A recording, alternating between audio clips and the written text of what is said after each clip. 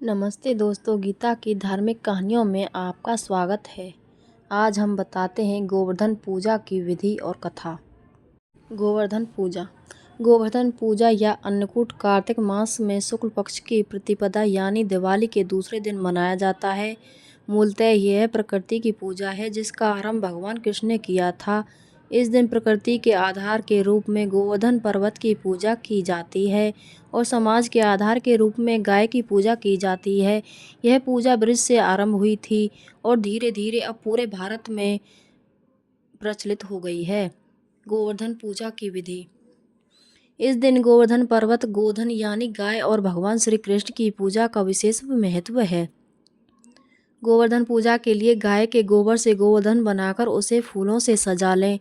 गोवर्धन पूजा सुबह या शाम के समय की जाती है। इसके लिए शुभ मुहूर्त का ध्यान रखें। गोवर्धन पर धूप दीप नैवेद्य जल फल आदि चढ़ाए हुए विधि विधान से पूजा करें। गोवर्धन जी गोबर से लेटे हुए पुरुष के रूप में बनाए जाते हैं। नाभि के स्थान पर एक मिट्टी का दीपक रख दिया जाता है। इस दीपक में दूध दही गंगाजल शहद बतासे आदि पूजा करते समय डाल दिए जाते हैं और बाद में प्रसाद के रूप में बांट दिए जाते हैं।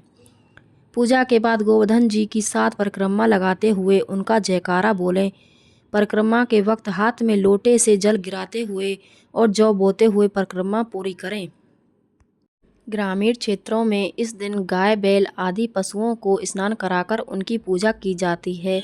पशुओं को फूल माला पहनाकर तिलक लगाकर और उन्हें धूप दीप दिखाई जाती है। खास तौर पर गाय को मिठाई खिलाकर उसकी आरती उतारी जाती है और प्रदक्षिणा की जाती है। अन्नकूट पूजा।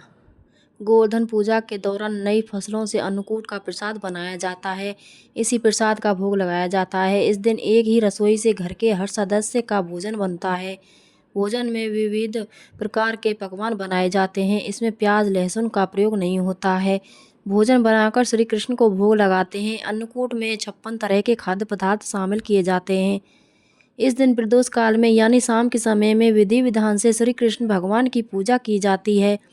साथ ही गोवर्धन पूजा के दिन गाय की पूजा कर उसे गुड़ और हरा चारा खिलाना अच्छा माना जाता है। गोवर्धन कथा। धार्मिक मान्यताओं के अनुसार एक बार देवराज इंद्र को अपनी शक्तियों का घमंड हो गया था।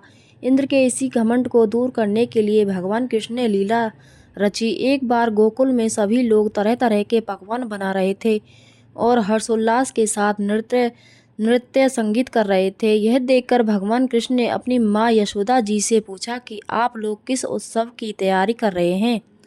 भगवान कृष्ण के सवाल पर माँ यशोदा ने उन्हें बताया, हम देवराज इंद्र की पूजा कर रहे हैं। तब भगवान ने उनसे पूछा कि हम उनकी पूजा क्यों करते हैं।